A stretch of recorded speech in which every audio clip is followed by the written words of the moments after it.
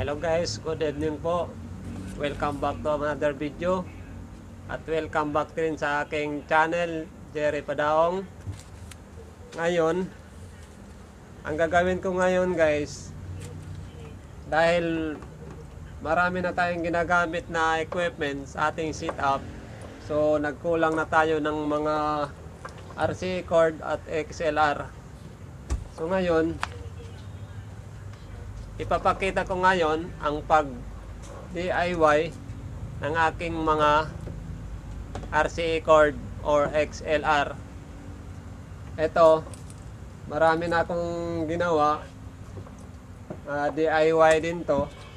So ngayon, dadagdag lang ako dahil nagdadagdag na rin tayo ng mga equipment. So kinukulang na yung aking mga RCA cord. So guys, kung bago ka pa lang dito sa aking channel, please subscribe at press the notification bell para ma-notify ka pag meron akong mga bagong video. Okay? Pero bago yan, shout out ko muna kay Dennis Ilian. Shout out din kay DJ Edgar. Shout out din kay Paul Plamiano. Shout out sa Elo Battle of the Sounds. Shout out din kay Emmanuel Ayan Cruz. Okay, yung mga ibang nag-shout out, next video na lang kasi ang daming nagpapa-shout out. Okay? So, every single day, I'm gonna make something great. That's my way. Every single day. okay guys, yung una natin gagawin ngayon, so ito, pakita ko sa inyo, pasensya na dito sa aking drawing at medyo hindi maganda dahil pinag-aanoan ko na lang. So pasensya na dito sa aking drawing. So ang unang gamit natin guys ay mixer out to crossover. Ang ginagamit niyan guys, monoplug to male XLR. So ito guys, ito yung monoplug to male XLR. Ito yung unang gamit ng mixer to crossover. Ang pangalawang gamit niyan ay yung RCA to male XLR. So ito guys, ito yung RCA to male XLR. Ito yung pangalawa. Sa out naman ng crossover, ito, out ng crossover to N amplifier, RCA naman siya to female XLR. So ito yon, yan, female XLR to RCA. Yun ang ginagamit kadalasan sa out ng crossover to N amplifier. Pag integrated ang amplifier natin guys, pagka power amp, iba ng connection yon. Okay? Ayon nga pala dito sa kanyang diagram guys, yung number 1 niya ay yun ang shield or ground. Yung number 2, yun yung kanyang positive. Yung number 3, yan ang kanyang negative. So ang nangyayari, yung number 1 at saka yung number 3 magkasama siya. Okay? Yung number 2 lang ang nag-iisa dahil positive yan.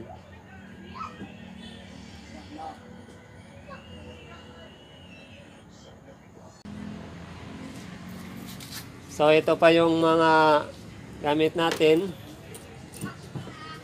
Ito yung cord. Ang cord na to guys, cord to ng microphone. So ang cord dito is 3 ang laman. Medyo matibay siya kaya itong napili kong gawin.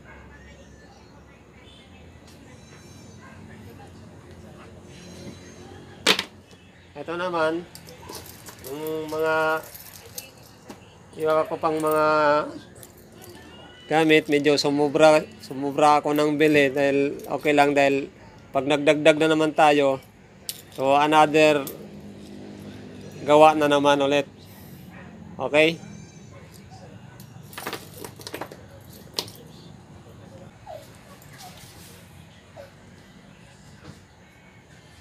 So ito guys, meron na akong ginawa. Pakita ko na lang. Dapat kasi guys, yung gitna niyan, yung may balat, yun ang positive. Dapat isa lang yan dun sa ordinary cord. Pero kasi itong nagamit ko, dalawa yung gitna niya. Kaya pinagsama ko na lang siya. Yan yung ginawa kong positive. Yung kanyang ground, yung walang balat, pinaghiwalay ko siya. Ang isa ilagay ko sa number 3 at yung isa sa number 1. Yun yung kanyang pinaka-ground. Okay? So ito na yung number 2, ito na yung number 1 na shield or ground. Ito yung number 2, positive. Ito naman yung number 3, yung negative. Okay guys, ito nasolda ko na to. Binuksan ko lang para makita nyo. Okay?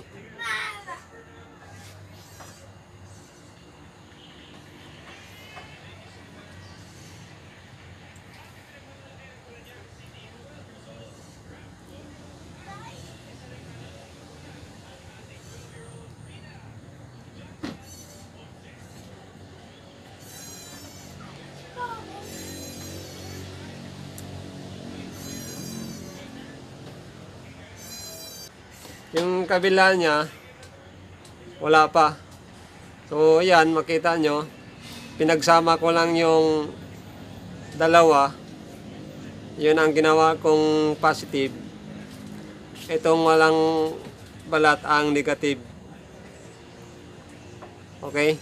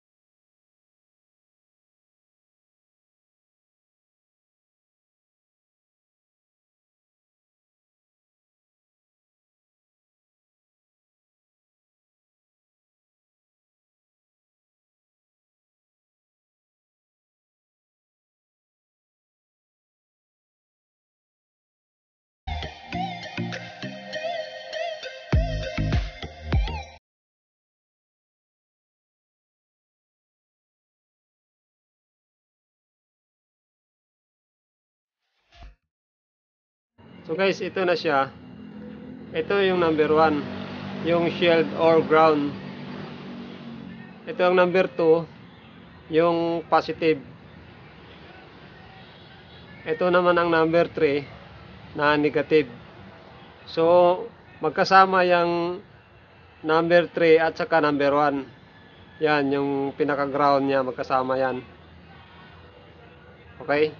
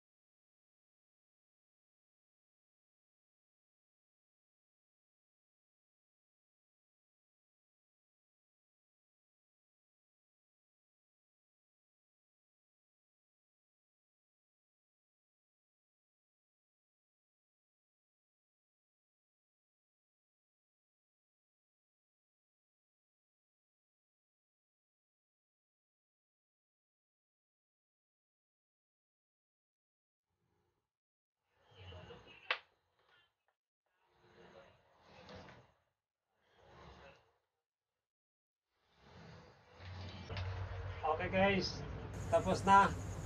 So pasensya na kayo at hindi ko masyadong magandang pagkagawa dahil hindi naman tayo expert dyan. So at least mayroon na tayong nagawang DIY na dagdag cord ng ating mga connection ng ating sound system setup. Okay? So guys, maraming salamat sa panonood. Thank you.